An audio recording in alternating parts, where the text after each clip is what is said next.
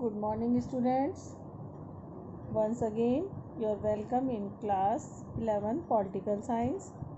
Today we discuss the very short and long question answers of chapter first, in which first question is what is constitution. So, the previous today we already discussed about the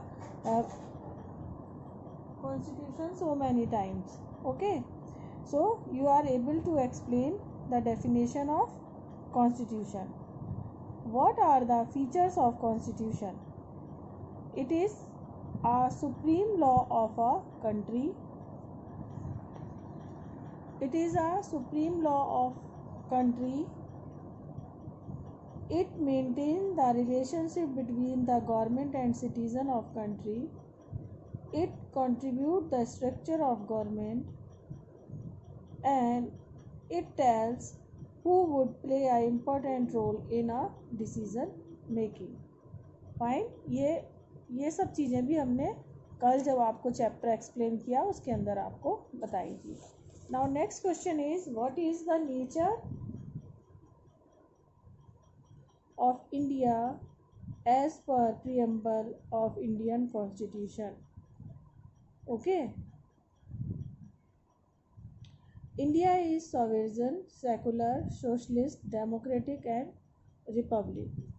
So you should aware to explain all these words because this is very important or 1 marks question answer. What is sovereign? Explain the term sovereign. Sovereign means, it means we are free.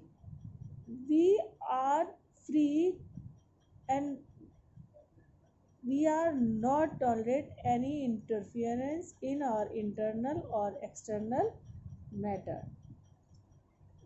है ना? So we can take our own decision and nobody can interfere in our internal as well as external method. It means कि हमें अपने क्या laws बनाने हैं, इसमें हम किसी की इंटरफियरेंस नहीं देखेंगे. एज वेल एज हमारी फॉरेन पॉलिसी क्या होगी उसमें भी हम किसी का इंटरफियरेंस नहीं करेंगे. सेकुलर मीन्स होता है कि there is no religion of Indian government and Indian government respect all the religion equally. ठीक है. सो इट मीन्स कि secularism no national religion. It means every citizen is free to practice their religion. Okay.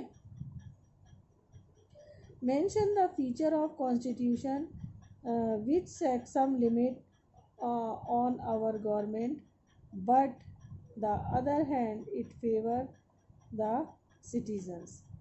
The constitution sets some limit on the government can impose on its citizen. These limits are fundamental in sense and government may never transgress them. Okay. Now another question, what is the need and importance of constitution? So the constitution provide a framework within which government has work. ठीक है. ये मैं already आपको कल explain कर चुकी हूँ. Number 2, it minimise the chance of dispute among the various organ of government as clear define the power and function separately. It also control the misuse of power by government. It safeguard and fundamental rights of citizen. What do you mean by democratic and the special reference of India? Democratic denote the choice democracy as way the life run and administration through democratic institution like legislature, executive, free and fair judiciary, etc.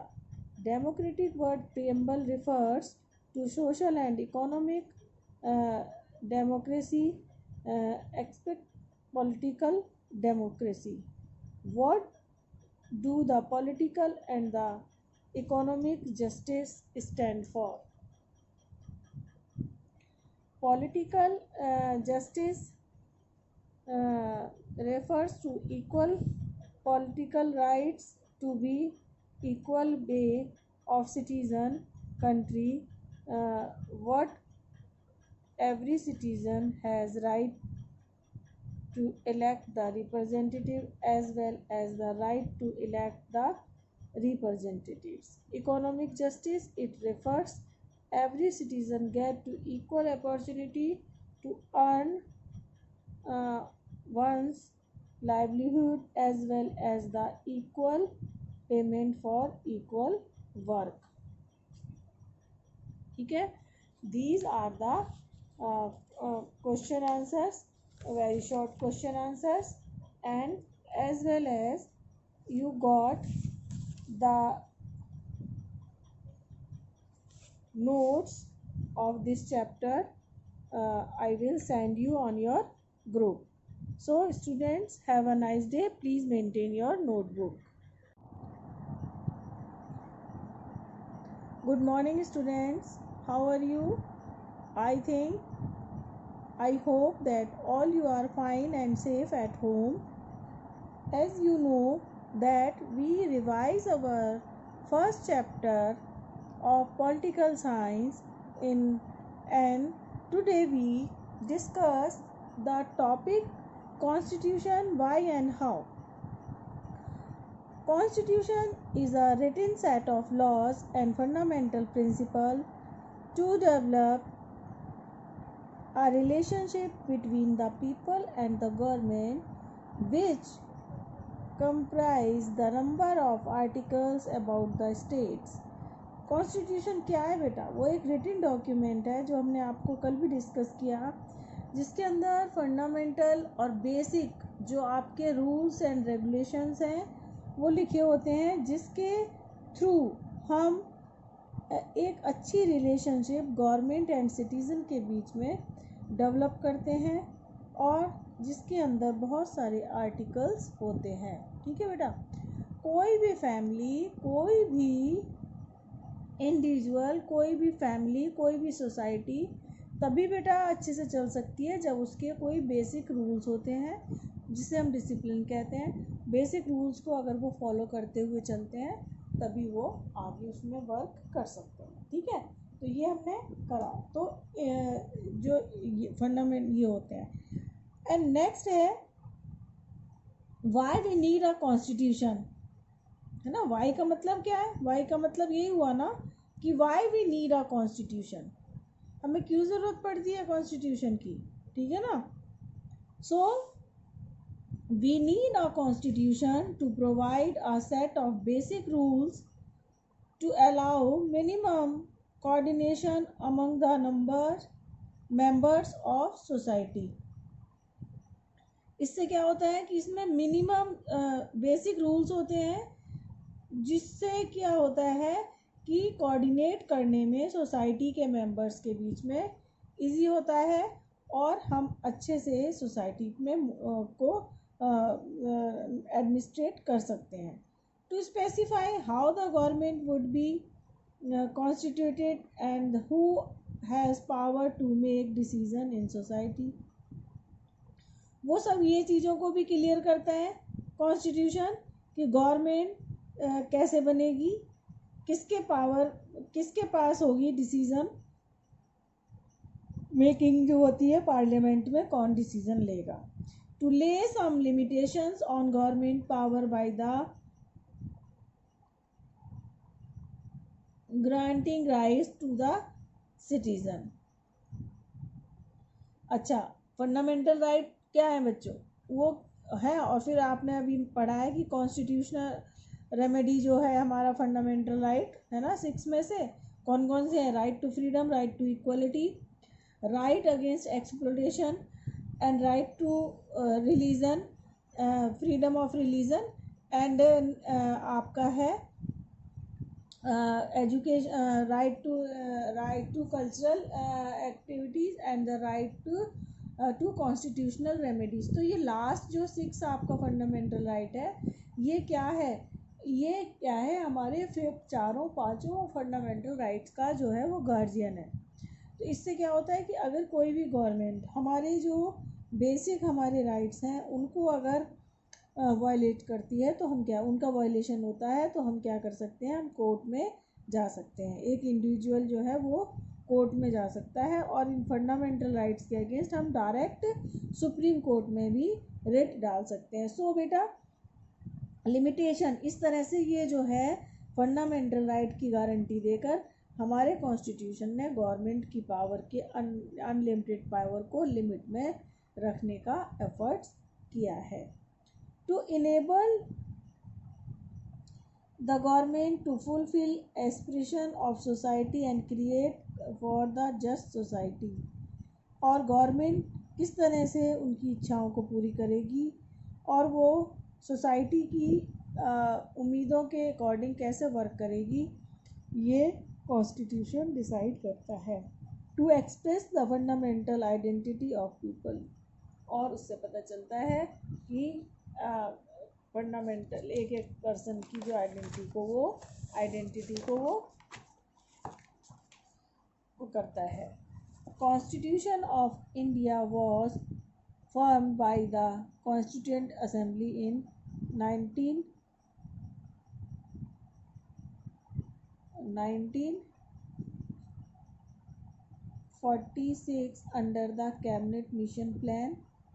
The Constituent Assembly spent 2 years, 11 months and 18 days to prepare the Constitution to adopt in 26 November 1949 and came into force in 26 January 1950. The Constitution of India is a supreme law to be respected by the citizen and the institution of country. Indian Constitution is a blend of the and the flexible and rigidly, as it is federal in a form but unity in a spirit। Indian constitution में बेटा बहुत सारे contrast हैं, जैसे कि Indian जो constitution है वो बहुत ज़्यादा फ्लेक्सिबल भी है और बहुत ज़्यादा हार्ड भी है। उसमें फेडरल सिस्टम भी है बट उसके संग संग उसमें एक यूनिटी जो स्पिरिट है उसको भी मेंटेन किया गया है। The main federal feature of Indian constitution are written and flexible constitution, distribution of power between the centre and the state, and supremacy of judiciary and the extent of the bicameral legislature। इसके main features क्या हैं बेटा, कि constitution जो है वो written है, flexible है, इसमें जो पावर है डिस्ट्रीब्यूट की गई है स्टेट एंड सेंटर के बीच में, है ना, और उसके अंदर ये भी बताया गया है कि सुपरमेसी रखी गई है किसकी, जुडिशरी की, एज वेल एज जो स्टेट्स हैं उसमें बाई कैमेरियल लेजिस्लेचर। इट मीन्स कि बहुत सारी हमारी जो स्टेट्स हैं बिग स्टेट्स हैं उसमें 2 हाउसेस हैं, स्टेट के अंदर भी 2 हाउसेस हैं बेटा। हमारी जो बहुत ज़्यादा बड़ी स्टेट्स हैं जैसे हो गया महाराष्ट्र है, यूपी है, बिहार है ना, और आपका तमिलनाडु है, इनमें क्या है बाई कैमेरियल, इट मीन्स 2 हाउसेस हैं इन स्टेट्स के अंदर। ठीक है, तो ये अंडरस्टैंड हो गया आपको। और इस तरह से मतलब एवरीथिंग जो है हमारे जो कॉन्स्टिट्यूशन मेकर थे उन्होंने उसको रिटन में किया है। The framer of Indian constitution have borrowed a number of provisions for the suitability of the nation from the different country. जो हमारे कॉन्स्टिट्यूशन मेकर्स थे उसमें आपको कल ही हमने डिस्कस किया था कितने मेंबर्स थे, 299 मेंबर्स थे बेटा, और they are very learned people and they have a very vast knowledge about the changes of the world and how the world face the problem a different kind of problems, like in French they face the monarchy system, in Britain and the Russia face a Russian revolution. It means it is a revolution regarding the capitalist and the है ना. So all are aware and they adopted different kind of thing in a different nation, like America, Britain, Canada, France, Ireland. लेकिन उन्होंने बेटा वो सब चीज़ें adopt की जो हमारे कंट्री को सूट करती थी, जो हमारे कंट्री के अकॉर्डिंग ज़्यादा सूटेबल थी. इट मीन्स कि जैसे कि हम लोगों ने आफ्टर इंडिपेंडेंस ना हम लोगों ने कैपिटलिस्ट अडॉप्ट किया, ना ही हमने कम्युनिस्ट अडॉप्ट किया, हमने मिडिल वेस्ट जो है वो अडॉप्ट किया. इट मीन्स कि हमने अपने कंट्री की सिचुएशन कंडीशन को देखते हुए हमने वो सब चीज़ें अडॉप्ट करी जिससे कि हमारी कंट्री को ज़्यादा से ज़्यादा बेनिफिट मिल सके. और ये हमने जितने भी हमारे जो इंडिपेंडेंट कंट्री हुए जिन्होंने बहुत अच्छे अपने कॉन्स्टिट्यूशन लिखे, हमने उन सब के कॉन्स्टिट्यूशन से बहुत सारी अच्छी चीज़ों को अडॉप्ट किया. यही चीज़ें अब हम आगे ना डिस्कस करेंगे कि हमने वर्ल्ड के किस कॉन्स्टिट्यूशन से क्या क्या अडॉप्ट किया. ठीक है. जैसे कि बच्चों अब हम देखोगे आप कि हमने ब्रिटेन के कॉन्स्टिट्यूशन से हमने पार्लियामेंट्री टाइप ऑफ डेमोक्रेसी को अडॉप्ट किया है ना. हमारी और मोस्टली हमारा सब जो भी प्रोसीजर है, लेजिस्लेचर, एग्जीक्यूटिव, जुडिशरी, ये सब कहाँ है, हमने ब्रिटेन से अडॉप्ट किया है. मतलब हमारा जो, क्योंकि हम उनके अंडर में हम मतलब हम उनके स्लेव थे, उन्होंने हमारे ऊपर रूल किया और हम बहुत सारे उनके जो सिस्टम थे उससे अवेयर थे, तो हमने उनको अपने अकॉर्डिंग, अपने कंट्री के अकॉर्डिंग जो है हमने उसे अडॉप्ट किया. अमेरिका से हमने क्या किया बेटे, अमेरिका से हमने फंडामेंटल राइट्स जो है हमारे कॉन्स्टिट्यूशन में वो हमने अमेरिकन कॉन्स्टिट्यूशन से लिए हैं. और कनाडा एंड फ्रांस, और कनाडा और फ्रांस से हमने equality, fraternity and the liberty, ये सब हमने वहाँ से लिए हैं. आयरिश कॉन्स्टिट्यूशन से हमने बहुत सारी चीज़ों को अडॉप्ट किया है. वो क्या क्या है, जैसे कि मैं आपको बताती हूँ कि आपको बताऊँगी मैं अभी कि किस तरह से हमने आयरिश कॉन्स्टिट्यूशन से जो हमने लिया है वो है कि provide the guideline of state include the जो डायरेक्टिव प्रिंसिपल्स हैं वो हमने हमारे कंट्री के अंदर जो हैं कॉन्स्टिट्यूशन में वो हमने लिए हैं. कहाँ से, आयरिश कॉन्स्टिट्यूशन से. कनाडा से हमने फेडरल सिस्टम को अडॉप्ट किया है ना. फेडरल सिस्टम जो है हमने कनाडा से अडॉप्ट किया है. Fundamental rights, judicial review, independent of judiciary है ना, प्रीएम्बल ऑफ कॉन्स्टिट्यूशन, ये हमने अमेरिकन कॉन्स्टिट्यूशन से लिया है. और ब्रिटेन से हमने parliamentary form of government, idea of rule of law है ना, speaker and role and the single citizenship, ये हमने कहाँ से लिया है, ये हमने लिया है ब्रिटेन के कॉन्स्टिट्यूशन से. Okay. Now in this chapter you have to know some new terms and you should know about these new terms also. Okay students, so integration, a harmonious relation with the feeling of brotherhood.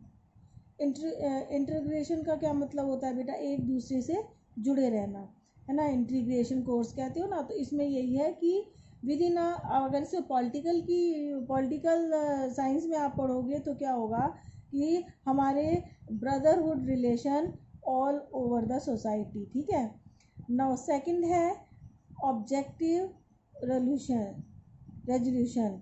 Resolution of define aim of assembly. ठीक है, next है आपका laws, a set of rules guiding and the administration of the country to enforced by the political authorities। अब law जो है बेटा, आप सबको पता है कि व्हाट आर लॉज, बट अब इसको डिफाइन करना हो तो आप कैसे बताओगे? कानून है, कानून हम बता, लॉ का हिंदी मीनिंग हम बता देंगे कि मैडम लॉ, लॉ मीन्स कानून, नॉर्म्स, आप इंग्लिश में भी बता दोगे उसके, रूल्स एंड रेगुलेशन। बट अब इसको डिफाइन करना हो, अगर इसकी टर्म आ जाए कि डिफाइन द टर्म लॉज, तो आप इसको कैसे डिफाइन करोगे? A set of rules governing the administration of country to be enforced by the political authority. ये क्या होते हैं? सेट होता है रूल्स का, जिसके अकॉर्डिंग गवर्नमेंट जो है एडमिनिस्ट्रेशन करती है और अपने कानूनों को इम्प्लीमेंटेशन कराती है, जो भी वहाँ पर पॉलिटिकल अथॉरिटी होती है।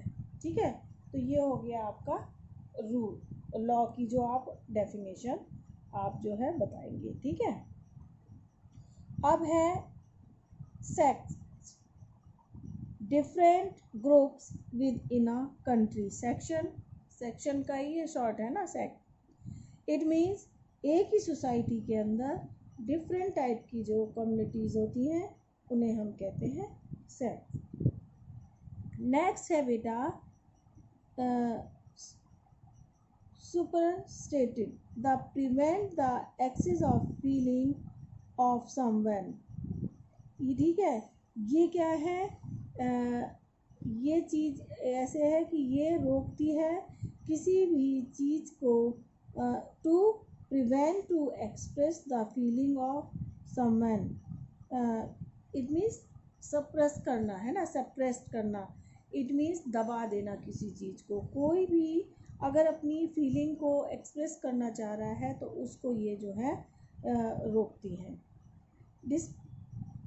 Disparity, a lack of equality and unity. हाँ, तो ये आपका समझ में आ रहा है आपको, लेकिन हाँ जहाँ पर कमी होती है इक्वलिटी की, तो वहाँ पर कहते हैं अलग अलग होना, सब है ना। एंड प्रोमिगुलेशन है, promulgation announce publicly at the stately of law. किसी भी चीज़ को पब्लिकली जो है अनाउंसमेंट करना, वो कहलाता है आपका promulgation. Deliberation, deliberation, consideration during the forming of constitution. ठीक है, तो ये हो गया आपका, ये जो आपकी डिफरेंट काइंड ऑफ वो हो गई आपकी। अब है, आ जाओ बच्चे, नेक्स्ट है आपका